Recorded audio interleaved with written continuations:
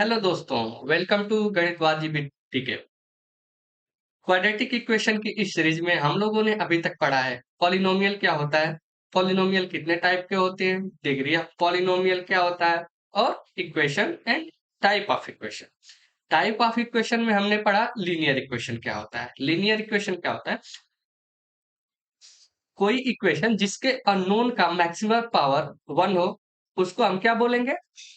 Linear equation बोलेंगे। जैसे ax plus B equal to 0। इसमें अननोन क्या है? अननोन क्या है? वो x है और इसका मैक्स पावर कितना है? मैक्स पावर वो 1 के इक्वल होना चाहिए, मस्ट बी 1 के इक्वल होना चाहिए। ठीक है, तो इसको हम क्या बोलेंगे? लीनियर इक्वेशन बोलेंगे। एग्जाम्पल के लिए देख सकते हैं, जैसे 5x प्लस 2 इक्वल टू 0, ये क्या है? एक लीनियर इक्वेशन है। ठीक है, जैसे 3x इक्वल टू 0, ये भी क्या है? एक लीनियर इक्वेशन। ठीक है, तो इसको हम लीनियर इक्वेशन बोलेंगे। ठीक है, अब हम लोग आज पढ़ेंगे क्वाड्रेटिक इक्वेशन क्या होता है। ठीक है, तो क्वाड्रेटिक इक्वेशन क्या होता है? An equation in which the highest power of the unknown quantity is 2 called quadratic equation.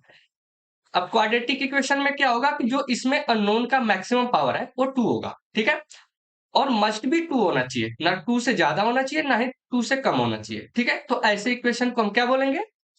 Quadratic equation बोलेंगे। ठीक है, एग्जाम्पल के लिए देख सकते हैं, a x square plus B x plus C equal to 0। तो इसको हम लोग क्या बोलेंगे? क्वाड्रेटिक इक्वेशन बोलेंगे। ठीक है, ये हमारा जो है क्वाड्रेटिक इक्वेशन है। क्यों? क्योंकि इसमें मैक्सिमम पावर किसकी है? अननोन की। वो कितनी है? 2 है। तो इसको क्या बोलेंगे? क्वाड्रेटिक इक्वेशन बोलेंगे। एग्जाम्पल के लिए देख सकते हैं हम, 3x square plus 5x plus 6 equal to 0। इस इक्वेशन में अननोन क्या है? अननोन वो क्या है? x है। और इसकी मैक्स पावर क्या है? मैक्स पावर क्या है? वो 2 है। तो इसलिए ये क्या हुआ? क्वाड्रेटिक इक्वेशन हुआ।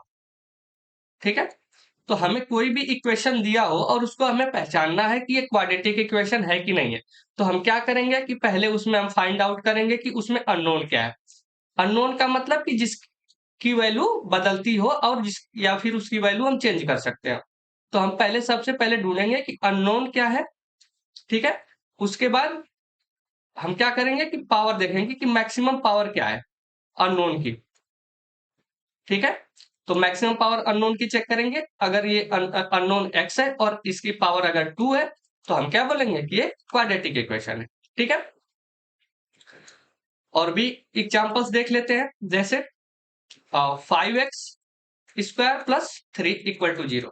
ये भी क्या है? एक क्वाड्रेटिक इक्वेशन है, क्योंकि इसमें अननोन के पावर मैक्सिमम कितनी है? 2 है। ठीक है, अब जैसे 5x square plus 9x equal to 0, तो ये भी क्या है? एक क्वाड्रेटिक इक्वेशन है।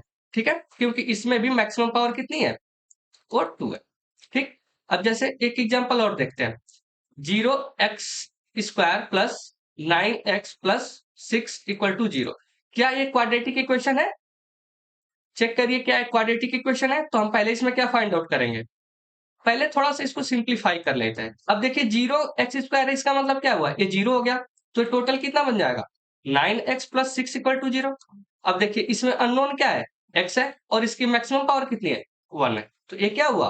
क्वाड्रेटिक इक्वेशन नहीं हुआ। क्वाड्रेटिक इक्वेशन की तरह दिख तो रहा है, लेकिन ये क्या है? क्वाड्रेटिक इक्वेशन नहीं है।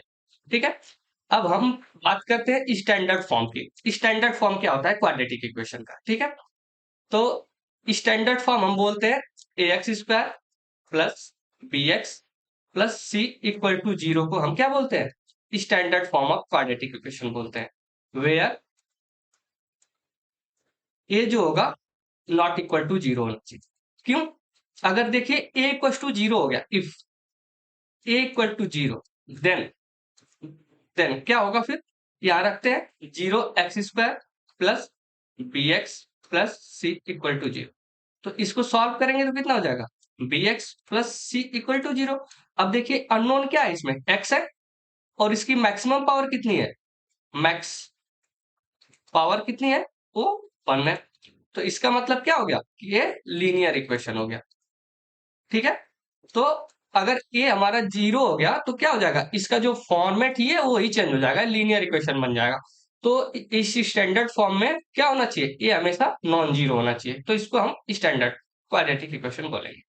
अब देखिए हमें क्वेश्चन किस टाइप से आते हैं, जैसे हमें इक्वेशन दिया होगा और पूछेगा क्या स्टैंडर्ड फॉर्म में लिखा हुआ है, तो बताइए क्या स्टैंडर्ड फॉर्म में लिखा हुआ है, 3x² प्लस 9 इक्वल टू 0, क्या स्टैंडर्ड फॉर्म में है, तो हम बोलेंगे नहीं है। स्टैंडर्ड फॉर्म में कैसा होना चाहिए, वो इस टाइप से लिखा होना चाहिए।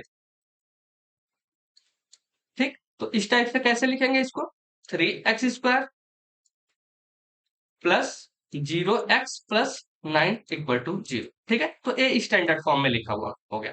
ठीक है, इसी तरह एक एग्जांपल और देखते हैं, जैसे 5x² plus 3x equal to 0, तो क्या स्टैंडर्ड फॉर्म में है, तो हम बोलेंगे नहीं है। इसको स्टैंडर्ड फॉर्म में लिखने के लिए कैसे लिखेंगे, 5x² plus 3x plus 0 equal to 0। ठीक है, तो ये स्टैंडर्ड फॉर्म बन गया। ठीक है, तो ऐसे स्टैंडर्ड फॉर्म देखते हैं। अब इसके बाद हम बात करेंगे रूट ऑफ द इक्वेशन। ठीक है, तो रूट ऑफ द इक्वेशन क्या होता है, तो किसी भी इक्वेशन की, कोई भी इक्वेशन हो, वह वैल्यू x की, वह वैल्यू x की जो पूरे इक्वेशन को जीरो कर दे, उस वैल्यू को हम बोलेंगे रूट ऑफ द इक्वेशन। ठीक है, समझ में आया ये बात, the value of x which make the equation zero. Okay, the value of x which make the equation zero is called root of the equation। ठीक है, जैसे देखते हैं हम, x² minus 5x plus 6 equal to 0। एक example लेते हैं, अब इसका हमको रूट फाइंड आउट करना है। ठीक है, तो इसके रूट क्या होंगे, तो हमको फाइंड आउट करना है कि वो कौन कौन सा ऐसा x होगा जो इस पूरे इक्वेशन को जीरो कर दे। ठीक, तो लेट कर लेते हैं x इक्वल टू 2। ठीक, तो x इक्वल टू 2 इसमें पुट करते हैं तो क्या हो जाएगा, 4 माइनस 10 प्लस 6 इक्वल टू 0। तो देखिए 0 इक्वल टू 0 हो गया, तो इसका मतलब क्या हुआ कि x बराबर 2 क्या होगा, इसका रूट होगा ऑफ द इक्वेशन। ठीक, तो ये इसका रूट।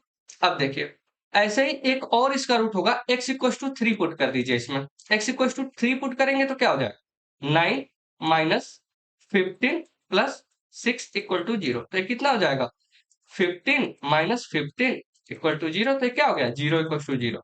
तो ये क्या इंप्लाइज कर रहा है, x इक्वल टू 3 भी क्या हो गया, इसका रूट हो गया, रूट ऑफ द इक्वेशन।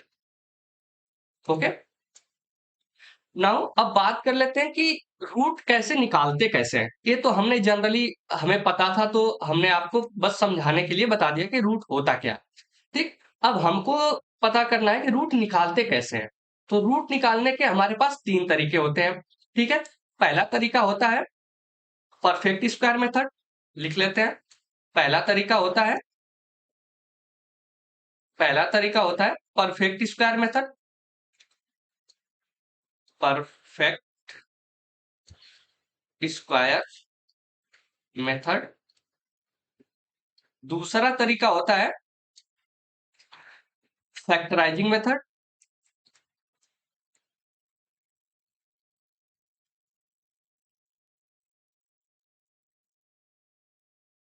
और तीसरा तरीका होता है श्रीधराचार्य मेथड।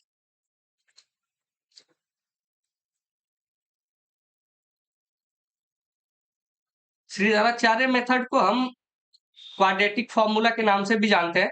ठीक है, इसमें क्या है कि श्रीधराचार्य एक मैथमेटिशियन थे जिन्होंने एक फॉर्मूला दिया है, उससे हम रूट क्वाड्रेटिक इक्वेशन का फाइंड आउट कर सकते हैं। तो हम तीनों इक्वेशन को डिटेल में आगे पढ़ेंगे, अभी हम बस बात करेंगे श्रीधराचार्य मेथड की। ठीक है, तो श्रीधराचार्य मेथड ने एक फॉर्मूला दिया था, स्टैंडर्ड फॉर्म अगर किसी क्वाड्रेटिक इक्वेशन की ax² plus bx plus c equal to 0 है। ठीक है, तो इसके लिए श्रीधराचार्य ने एक फॉर्मूला दिया था, वो क्या है, -b plus minus root over b² minus 4ac upon 2a।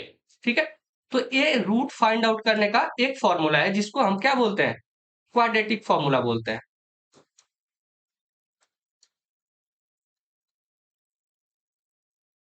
Quadratic formula बोलते हैं। तो इस फॉर्मूले से हम रूट फाइंड आउट कर सकते हैं। ठीक है, अब देखिए इसमें एक चीज और जान लेते हैं। जो ये बी स्क्वायर माइनस 4ac जो होता है ना, इसको हम डी बोलते हैं। डी से डिनोट करते हैं, इसको बोलते हैं डिस्क्रिमिनेंट। डिस्क्रिमिनेंट, ठीक है। डिस्क्रिमिनेंट के नाम से ही आपको पता चल रहा होगा कि डिस्क्रिमिनेशन करता है। किस चीज का डिस्क्रिमिनेशन करता है? रूट के नेचर का डिस्क्रिमिनेशन करता है। ये बताता है कि रूट हमारा कैसा है, रियल है, कॉम्प्लेक्स है, इमेजिनरी है, प्योरली रियल है, प्योरली इमेजिनरी है। इन चीजों के बारे में ये बताता है। ठीक है, तो इसके बारे में भी हम आगे बात करेंगे।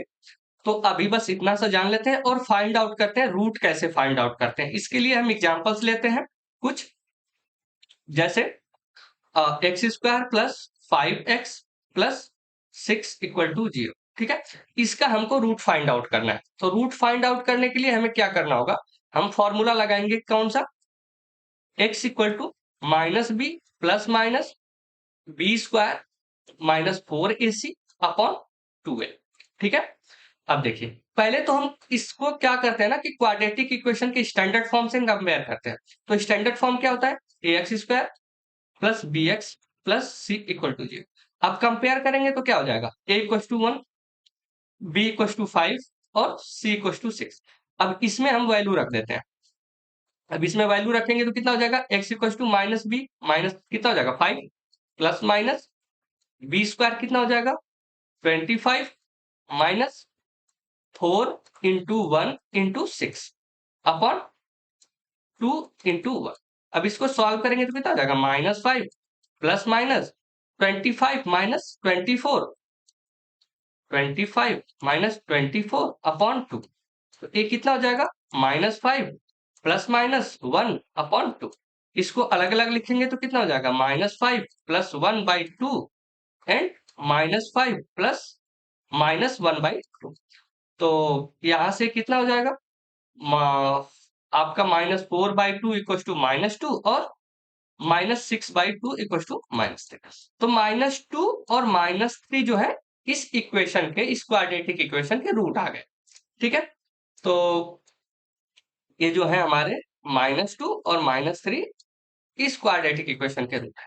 ठीक है, क्वाड्रेटिक इक्वेशन क्या है? X square plus 5x plus 6। ठीक है, तो इससे हम लोग कैसे निकालेंगे हम लोग सीखा। चलिए इसी तरह से एक और एग्जांपल हम लोग डिस्कस करते हैं, जो दिया हुआ है x square plus 3x plus 2 equal to 0। तो हमें पहले क्या करना है? हमें सबसे पहले कंपेयर करना है किससे? स्टैंडर्ड फॉर्म से। तो x square plus B x plus C equal to 0। तो यहां से ए कितना हो जाएगा? 1, बी कितना हो जाएगा? 3 और सी कितना हो जाएगा? 2। अब फॉर्मूला लगाएंगे। फॉर्मूला क्या होता है? Minus B plus minus b root over b square minus 4ac upon 2a। अब इसमें वैल्यू रख देंगे तो कितना हो जाएगा? -3 plus minus root over 9 minus 4 into 1 into 2 upon 2 into 1। ठीक है, अब देखिए इसको सॉल्व करेंगे तो कितना हो जाएगा? -3 plus minus 9 minus 8 by 2 is equal to कितना हो जाएगा? -3 प्लस माइनस 1 बाई 2। इसको करेंगे तो कितना हो जाएगा? -2/2 और -4/2। तो ये कितना हो जाएगा? -1 और -2। तो ये हमारे रूट हो गए किसके? ये हमारे रूट हो गए क्वाड्रेटिक इक्वेशन, इस क्वाड्रेटिक इक्वेशन के, इस क्वाड्रेटिक इक्वेशन के ये रूट हो गए। जो क्वाड्रेटिक इक्वेशन क्या है? X square plus 3x plus 2 equal to 0। ठीक है, अब ये रूट हमारे जो है कॉम्प्लेक्स भी आ सकते हैं, इमेजिनरी भी आ सकते हैं और रियल भी आ सकते हैं। तो हमें दो एग्जांपल्स हैं, इनको आप लोग करेंगे खुद से और कोई भी प्रॉब्लम आएगी तो कमेंट में पूछेंगे। ठीक है, फिर हम इसका सॉल्यूशन आपको प्रोवाइड करेंगे। ठीक है, अब आगे हम लोग डिस्कस करते हैं नेचर ऑफ द रूट। तो नेचर ऑफ द रूट में हमने आपको बताया था अभी कि नेचर को कौन डिफाइन करता है, कौन बताता है कि नेचर कैसा होता है? वो बताता है क्या? डिस्क्रिमिनेंट। ठीक है, तो कि कौन बताता है? डिस्क्रिमिनेंट। तो डिस्क्रिमिनेंट इसको किससे डिनोट करते हैं? डी से। और ये होता कितना है? B square minus 4ac। ठीक है, अब देखिए इसमें पहली कंडीशन होती है इफ जो डी है वो ग्रेटर देन अगर जीरो है, तो इसका मतलब कि जो रूट का नेचर होगा वो कैसा होगा, root of the nature is real. ठीक, if D is less than zero, ठीक, तो रूट का नेचर कैसा होगा,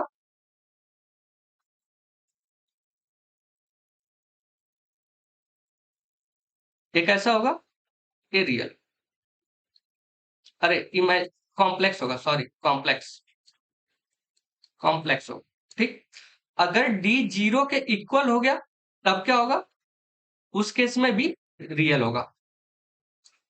ठीक है, तो इसको ऐसे भी कर सकते हैं। ठीक है, तो ये होता है रूट ऑफ द। अब देखिए हम लोग क्या करेंगे कि एक दो एग्जांपल देखते हैं और फाइंड आउट करते हैं कि रूट का नेचर कैसा होता है, कैसे निकालते हैं। ठीक है, तो क्या करेंगे इसके लिए, एक एग्जांपल ले लेते हैं, जैसे x square minus 2x plus 1 equal to 0। अब देखिए इसमें हमें क्या करना है कि रूट के नेचर फाइंड आउट करने हैं कि रूट का नेचर कैसा होता है। तो हम क्या निकालेंगे पहले, बी स्क्वायर माइनस 4ac, ठीक, जिसको क्या बोलते हैं, डी बोलते हैं। तो ये कितना हो जाएगा, यहाँ पे वैल्यू रखते हैं, कंपेयर पहले कर लेते हैं। तो बी कितना है, -2, ए कितना है 1 और सी कितना है 1। तो रखेंगे तो कितना हो जाएगा, 4 माइनस 4 इंटू 1 इंटू 1, तो ये कितना हो गया 0। इसका मतलब क्या हो गया कि नेचर कैसा हो गया, इसका नेचर ऑफ द रूट कैसा हो गया,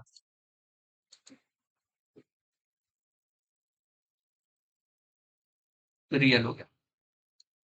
ठीक, अब देखिए एक और एग्जांपल देख लेते हैं, जैसे x square plus 3x plus 9 equal to 0। अब देखिए ए इक्वल टू कितना हो गया यहाँ पे 1, बी इक्वल टू कितना हो गया 3 और सी इक्वल टू कितना हो गया 9। ठीक है, अब देखिए इसमें हम लोग फिर से लगाएंगे डिस्क्रिमिनेशन का फॉर्मूला। तो डी इक्वल टू कितना होता है, बी स्क्वायर माइनस 4ac। अब देखिए यहाँ पे वैल्यू पुट कर देंगे तो कितना हो जाएगा, 9 माइनस 4 इंटू 1 इंटू 9। तो इसको करेंगे तो कितना हो जाएगा, 9 इंटू 36, माइनस करेंगे तो कितना हो जाएगा 27 माइनस के साथ, तो ये कितना हो गया, लेस देन 0। तो इसका मतलब क्या हो गया कि जो इसके रूट होंगे of the equation is complex. ठीक है, तो ऐसे ही हम लोग डी निकाल के इसका क्या बता देंगे कि इसके रूट कैसे हैं, बिना रूट निकाले हम बता सकते हैं कि इनके रूट कैसे हैं। ठीक है, अब देखिए अब बात करते हैं हम लोग relation between root and the coefficient. ये बड़ा ही इंपॉर्टेंट टॉपिक है, ये मैक्सिमम कोई भी कॉम्पिटिटिव एग्जाम है इसका यूज जरूरी होता है, इससे क्वेश्चन जरूरी आते हैं। ठीक है, तो root relation between root and coefficient को हम बहुत ही अच्छे से थोड़ा ध्यान से देख के पढ़ेंगे। ठीक है, तो क्या होता है एक्चुअली, लेट कर लेते हैं, let alpha and beta are the root of the equation ax square plus B x plus C equal to 0। ठीक है, तो अब देखिए, तो इनके अल्फा और बीटा का एबीसी के साथ रिलेशन क्या है, इसी को हम लोग पढ़ेंगे। ठीक है, तो इसके दो रिलेशन होते हैं, पहला रिलेशन होता है alpha plus beta equal to minus b by a. ठीक, और दूसरा रिलेशन होता है alpha into beta equal to c by a. ठीक है, तो ये बहुत ही इंपॉर्टेंट दो रिलेशन है, इनको याद रखेंगे और इनका बहुत यूज होता है। अब एक चीज और आती है कि अगर हमको अल्फा एंड बीटा रूट दिए हो तो हम इक्वेशन कैसे लिखते हैं, हमें क्वेश्चन आता है कि अगर कोई भी रूट है अल्फा और बीटा तो उससे आप हमको क्वाड्रेटिक इक्वेशन लिख के दिखाइए। ठीक है, तो उसके लिए हम लोग कैसे लिखते हैं, ये रिलेशन होता है x square minus sum of root, तो alpha plus beta x plus product of root equal to 0। तो ये इक्वेशन होती है जिसके अल्फा और बीटा रूट होते हैं। ठीक है, अब हम कुछ एग्जांपल्स देख लेंगे। ठीक है, लेट कर लेते हैं, लेट अल्फा इक्वल्स टू 2 और बीटा इक्वल्स टू 3। ये दो रूट है, तो इससे हमको इक्वेशन लिखना है। तो इक्वेशन कैसे लिखेंगे? तो ये हो जाएगा x square minus 2 plus 3 plus 2 into 3 equal to 0।